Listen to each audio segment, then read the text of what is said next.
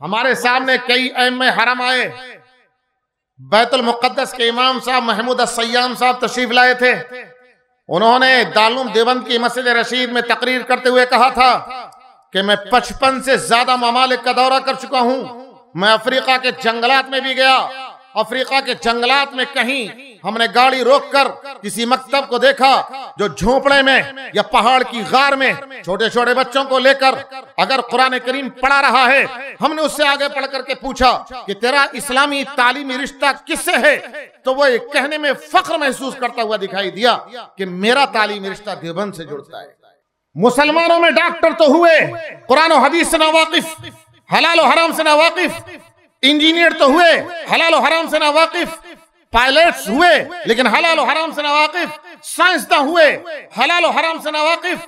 अगर हलाल और हराम से वाकिफियत नहीं होगी, कुरान और हदीस को पढ़े हुए नहीं होंगे, असरी तालीम गाहें दूसरों के हाथ में रहेंगी, उनका निजाम अगर दूसरों के हाथ में रहेगा, इस्लामी सरपरस्ती में, उलमा इस्लाम की सरपरस्ती में अगर वो इदारे नहीं चलेंगे तो उन्हीं इदारों से माहिरीन तो असरी फनून के उलूम के माहिरीन तो हो सकते हैं, लेकिन ये भी बईद नहीं बल्कि हो रहा है, हमें अपनी आंखों से दिखाई दे रहा है कि वो तमाम तर महारत के बावजूद मुल्हिद होंगे, खुदा के मुनकर होंगे, हदीसों से नफरत रखने वाले होंगे, नबी की सीरत पर कीचड़ उछालने वाले होंगे, एतराज करने वाले होंगे, फिक़्ह इस्लामी पर कीड़ा निकालने वाले होंगे।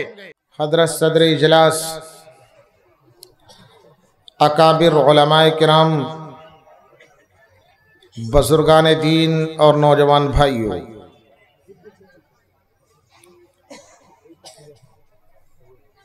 सबसे पहले मैं अल्लाह ताला का शुक्र अदा करता हूँ कि उसने मुझे अपने वतन, अपने मुल्क से दूर मुसलमानों के इस अजीम मजमे में कुछ दीन की गुफ्तगू करने का मौका इनायत फरमाया।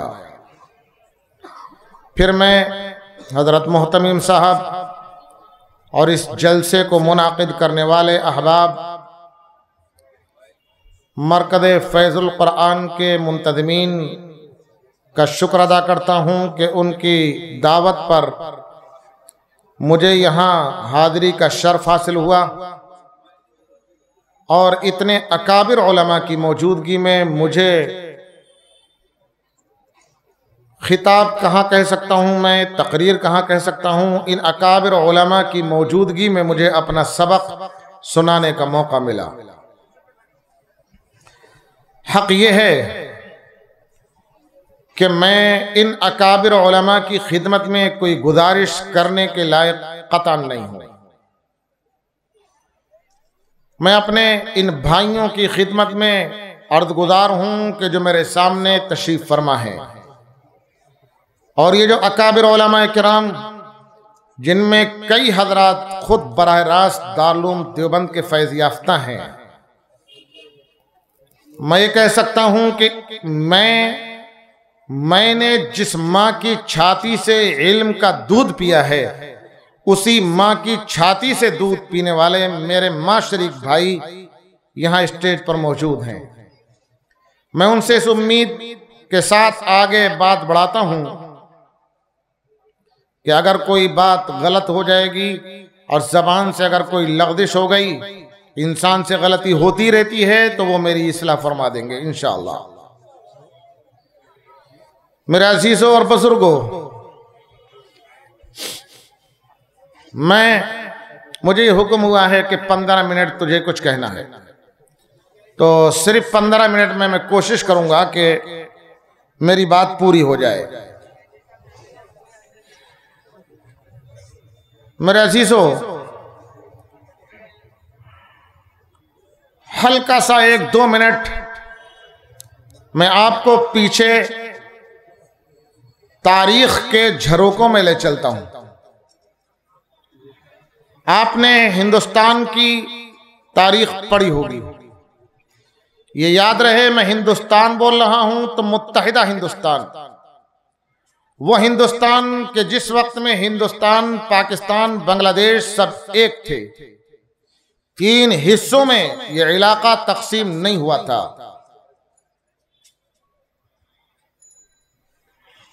उस हिंदुस्तान की मैं बात कर रहा हूं।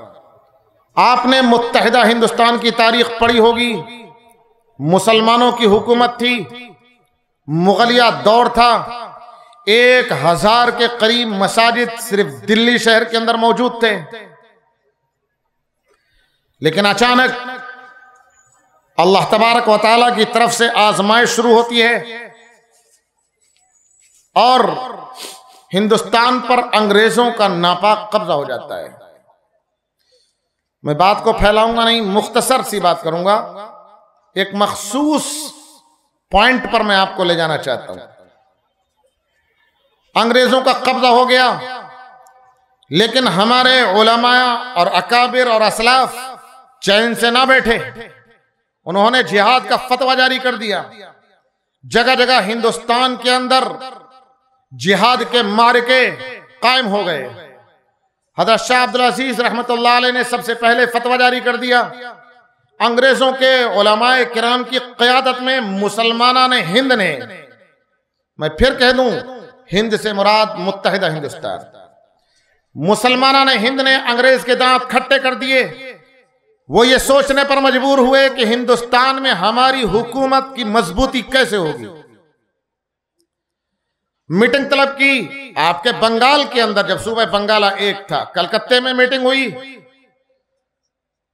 उसमें तय पाया गौर खौज के बाद कि जब तक हिंदुस्तान के आवाम, खास तौर से मुसलमानों के दिलो दिमाग में मजहब और दीन की अहमियत है, ये कुरान करीम से जुड़े हुए हैं, उस वक्त तक हिंदुस्तान में हमारी हुकूमत मजबूत नहीं हो सकती। फिर ये गौर खौज किया गया कि आखिर दीन की, मजहब की, कुरान की, हदीस की अहमियत यहां के मुसलमानों के दिलों से कैसे खत्म होगी। एक कमेटी तश्कील दी गई। इंग्लैंड से, बरतानिया से लॉर्ड मिकाले नाम का एक शख्स बुलाकर पहला हिंदुस्तान की काउंसिल का मेंबर बनाया गया। उसने कमेटी में तजवीज पेश की कि निज़ाम तालीम को बदल दिया जाए। हिंदुस्तान का जो निज़ाम तालीम है उसे खत्म करके अपना निज़ाम तालीम लाया जाए। अपने निज़ाम तालीम से जब तालीम अपनी होगी तो इंसान के दिमाग में जो इल्म, जो तालीम होती है, उसी से सोचता है, उसके अलावा दूसरी चीजों को भूल जाता है। अपने निज़ाम तालीम को नाफिज करके इनके दिमाग से इस्लाम को, कुरान को, हदीस को निकाल दिया जाए। उसने एक निज़ाम तालीम मुरत्तब किया और निज़ाम तालीम मुरत्तब करने के बाद कमेटी में पेश किया, तजवीज़ पेश की। कलकत्ते के अंदर मीटिंग मुनाकिद हुई अंग्रेजी हुक्मरानों की, और मीटिंग में गौर खौज के बाद उसे पास कर दिया गया। उस वक्त लॉर्ड मिकाले ने उस मीटिंग में गुफ्तगू करते हुए कहा था कि हम एक ऐसा निज़ाम तालीम ला रहे हैं जिसे पढ़ने वाला बच्चा पैदाइश के एतबार से हिंदुस्तानी होगा, बांग्लादेश का होगा, पाकिस्तान का होगा, मुत्तहिदा हिंदुस्तान में किसी कोने का होगा, पैदाइशी तौर पर हिंदुस्तानी होगा, लेकिन उसका दिलो दिमाग अंग्रेज वाला होगा। गोया उसका दावा यह था कि मैं इस्लाम को अब इस धरती से मिटा करके दम लूंगा। हमारे अकाबिर उलमाए देवबंद को फिक्र हुई कि हिंदुस्तान में इस्लाम की बका की, इस्लाम के तहफ्फुज़ की क्या शक्ल हो। मेरे बुजुर्गों, रातों को रोए, तहज्जुद की नमाज पढ़ पढ़ करके अल्लाह के सामने गिड़गिड़ाए, आहे सहरगाही भरी, फजर से पहले की, सहरी के वक्त की आहें काम आ गईं। अल्लाह तबारक व तआला ने उलमाए देवबंद के दिल के अंदर एक इल्हाम किया, एक तजवीज डाल दी। अल्लाह ताला ने उलमा को ये इल्हाम कर दिया कि कौमी और चंदे के मदारिस की बुनियाद डाल दी जाए। मदारिस होंगे, मदारिस में बच्चे कुरान करीम पढ़ेंगे, मदारिस में बच्चे हदीस पढ़ेंगे, मदारिस में फिक्र पढ़ेंगे। इस्लाम जिंदा रहेगा, हिंदुस्तान के अंदर से इस्लाम नहीं मिटेगा। बुजुर्गों, आज मैं पूरे वसूख के साथ कह सकता हूं, या काबिर उलमा यहां मौजूद हैं, शायद मेरी इस बात की तायीद करेंगे और मुझसे इस बात में इत्तिफाक करेंगे कि सिर्फ हिंदुस्तान, पाकिस्तान, बांग्लादेश नहीं, बल्कि दुनिया के किसी भी कोने के अंदर, जो मैं आगे का लफ्ज बोल रहा हूं उसे याद रखिएगा, दुनिया के किसी भी कोने के अंदर इस्लाम अपनी सही शक्ल सूरत में, इस लफ्ज को याद रखें, इस्लाम अपनी सही शक्ल सूरत में, इस्लाम तो बहुत से मुल्कों में, इस्लामी ममालिक में, खलीज में, अमेरिका में, यूरोप में मौजूद है, लेकिन इस्लाम अपनी सही शक्ल में दुनिया के किसी कोने में मौजूद है। और कोई इस्लाम का मतवाला अगर इस्लाम को अपनी तमाम तर तफसीलात के साथ मंशा इलाही, मंशा खुदा के मुताबिक अगर जिंदा किए हुए है और उसका सिलसिला नसब अगर देखा जाए तो मिलता है तो जमात देवबंद से मिलता है। आज पूरे आलम के अंदर सही मजबूत इस्लाम अगर जिंदा है तो उलमाए देवबंद की काविशों, कोशिशों का नतीजा है। बुजुर्गों, हमारे यहां दारुल देवबंद में आलमी रहनुमा, आलमी मेहमान आते रहते हैं। हमारे सामने कई अइम्मे हरम आए। बैतुल मुक़द्दस के इमाम साहब महमूद अस्सय्याम साहब तशरीफ लाए थे। उन्होंने दारुल देवबंद की मस्जिद रशीद में तकरीर करते हुए कहा था कि मैं 55 से ज्यादा ममालिक का दौरा कर चुका हूं। मैं अफ्रीका के जंगलात में भी गया। अफ्रीका के जंगलात में कहीं हमने गाड़ी रोककर किसी मकतब को देखा जो झोंपड़े में या पहाड़ की गार में छोटे छोटे बच्चों को लेकर अगर कुरान करीम पढ़ा रहा है, हमने उससे आगे पढ़ करके पूछा कि तेरा इस्लामी तालीमी रिश्ता किससे है, तो वो एक कहने में फख्र महसूस करता हुआ दिखाई दिया कि मेरा तालीमी रिश्ता देवबंद से जुड़ता है। हैरत की एक बात बताऊं, हमारे हिंदुस्तान में अमेरिका के एम्बेसडर अमेरिका की एम्बेसी में नए नए मुकर्रर होकर के आए। उन्होंने अपने सेक्रेटरियों से ये अपनी मुराद रखी कि मैं दारुल देवबंद को देखना चाहता हूं। हिंदुस्तानी हुकूमत ने सिक्योरिटी फराहम कर दी। देवबंद आ गए, उन्हें दारुल देवबंद पूरा दिखा दिया गया। मेहमान खाने में पूरा दारुल देवबंद देखने के बाद वो बैठे हुए थे, कुछ चाय वगैरह का दौर चल रहा था। बड़ी हैरत के साथ उन्होंने कहा कि मैं दारुल देवबंद देखने के लिए आया हूं, मुझे दारुल दिखा दीजिए। लोगों ने कहा कि दारुल देवबंद तो आप देख चुके, ये जो आपको घुमाया गया है बस यही तो दारुल देवबंद है। वह सर पकड़ के रह गया, कहा कि ये दारुल है जिसने पूरी दुनिया के अंदर तहलका मचाया हुआ है। और दुनिया अगर सोच रही है, बड़ी बड़ी यूनिवर्सिटियों में अगर इस्लाम के जिंदा रहने के असबाब पर डॉक्टरेट की जा रही है, पीएचडी की जा रही है, तो दारुल देवबंद के किरदार को मौजू बनाया जा रहा है। यह सिर्फ इतना सा दारुल है। आप मेरे साथ मजाक कर रहे हैं। हमने कहा हम मजाक नहीं कर रहे हैं, यही दारुल है। वह हैरत को लेकर देवबंद से चला गया कि क्या चीज है इसकी बुनियादों में कि जिसने पूरी दुनिया को हैरान कर रखा है, हैरत में डाले हुए। मेरे बुजुर्गों, हमारे अकाबिर में से अभी एक बड़े हमारे एक बड़े आलिम हयात हैं। मैं जानबूझकर किसी मसले से नाम लेना नहीं चाहता। उन्होंने बरतानिया का दौरा किया, इंग्लैंड का दौरा किया। इंग्लैंड के मुख्तलिफ मदारिस जो दारुल इकामा पर मुश्तमिल हैं उनका दौरा किया। दौरा करने के बाद उन्होंने एक अजीब व गरीब बात कही।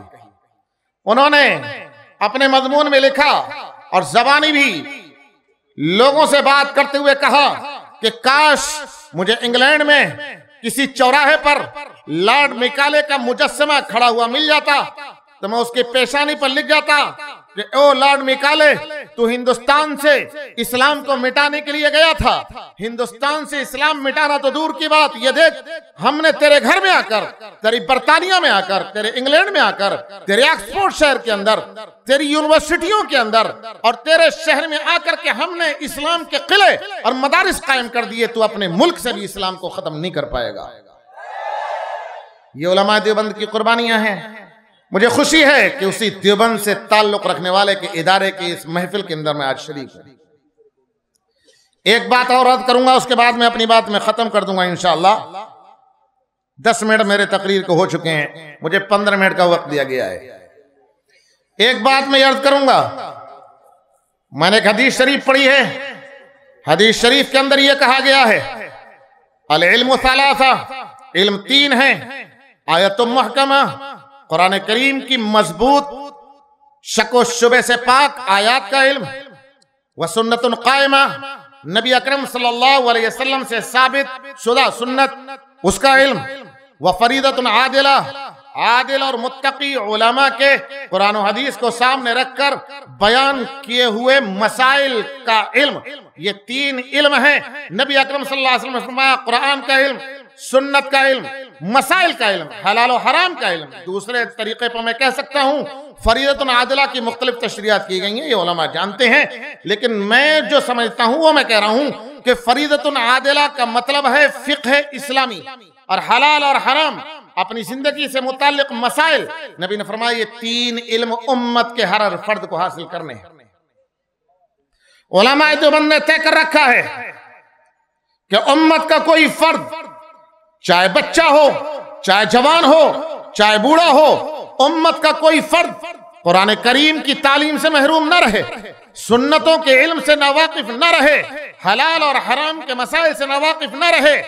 उलमा ने तय कर रखा है हर उम्मती के दिलो दिमाग में कुरान डाल कर रहेंगे, हर उम्मती की जिंदगी को सुन्नतों के सांचे में ढाल कर दम लेंगे, हर उम्मती को अपनी जिंदगी से मुताल्लिक हलाल और हराम से वाकिफ करा करके रहेंगे। उलमाए उम्मत इसमें कामयाब हैं। मैं अगली एक बात कहना चाहता हूं। नबी अकरम सल्लल्लाहु अलैहि वसल्लम ने इस हदीस के आखिरी टुकड़े में फरमाया इल्म तीन है, कुरान का इल्म, सुन्नतों का इल्म, हलाल और हराम का इल्म, फिक़्ह का इल्म। उसके बाद फरमाया वमा सिवा ज़ालिका फहुव फ़ज़्ल।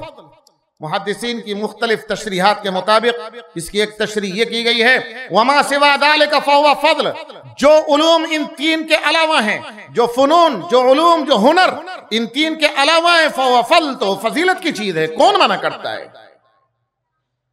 आपको दुनिया के दीगर फुनून हासिल करने हैं, कीजिए, फजीलत की चीज होगी, आपके जिंदगी के अंदर चार चांद लगाएगी।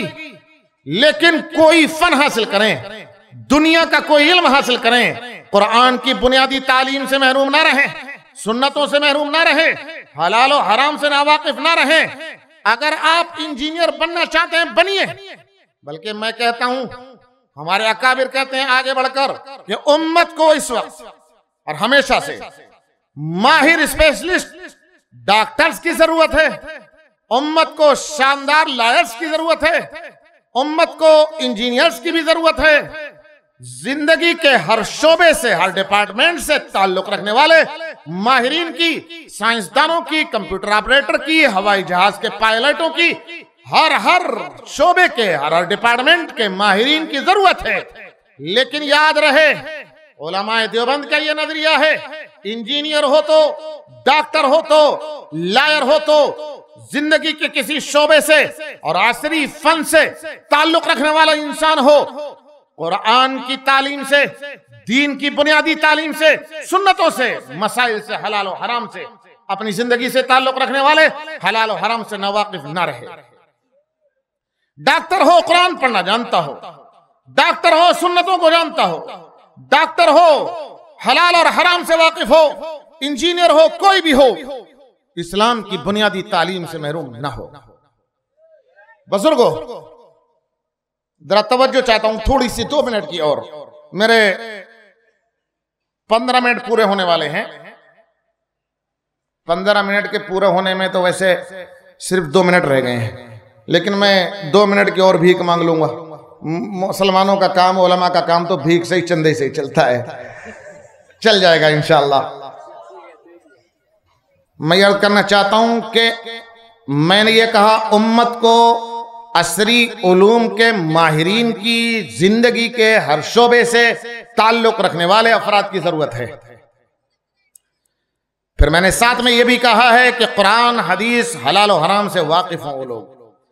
अल्लाह ना करे अगर ऐसा ना हुआ, मुसलमानों में डॉक्टर तो हुए, कुरान और हदीस से ना वाकिफ, हलाल और हराम से ना वाकिफ, इंजीनियर तो हुए, हलाल और हराम से ना वाकिफ, पायलट्स हुए लेकिन हलाल और हराम से ना वाकिफ, साइंसदान हुए, हलाल और हराम से ना वाकिफ, अगर हलाल और हराम से वाकिफियत नहीं होगी, कुरान और हदीस को पढ़े हुए नहीं होंगे, असरी तालीम गाहें दूसरों के हाथ में रहेंगी, उनका निजाम अगर दूसरों के हाथ में रहेगा, इस्लामी सरपरस्ती में, उलमा इस्लाम की सरपरस्ती में अगर वो इदारे नहीं चलेंगे, तो उन्हीं इदारों से माहिरीन तो असरी फनून के उलूम के माहिरीन तो हो सकते हैं, लेकिन ये भी बईद नहीं बल्कि हो रहा है, हमें अपनी आंखों से दिखाई दे रहा है कि वो तमाम तर महारत के बावजूद मुल्हिद होंगे, खुदा के मुनकर होंगे, हदीसों से नफरत रखने वाले होंगे, नबी की सीरत पर कीचड़ उछालने वाले होंगे,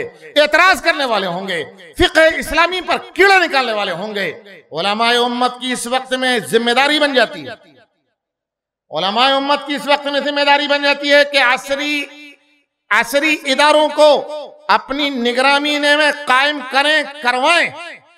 खुद कायम कर सकते हो तो खुद करें, निजाम खुद देख सकते हो तो खुद देखें, अगर खुद नहीं देख सकते असरी उलूम के माहिरीन से निजाम चलवाएं, लेकिन अपनी सरपरस्ती में और अपनी सरपरस्ती में खालिस इस्लामिक माहौल के अंदर, यूनिवर्सिटी हो असरी, माहौल इस्लामी हो, उसके अंदर दाखिल होने वाला जब दाखिल हो और इस यूनिवर्सिटी के अंदर जाए तो देखने वाला ये महसूस करे कि कोई असरी यूनिवर्सिटी नहीं है, बल्कि ये तो कोई इस्लामी मदरसा है, यहाँ हुफ्फाज हैं, यहाँ उलमा हैं, यहाँ मुहद्दिस हैं, लेकिन जब उनकी जबान खुले तो इंजीनियरिंग के कवानीन बयान करने वाले हों, डॉक्टरी की महारत दिखाने वाले हों, साइंस पर अपनी तहकीकात पेश करने वाले हों, अपने फन के माहिर, लेकिन इस्लामी कल्चर, इस्लामी तहजीब और इस्लामी माहौल में ढले हुए।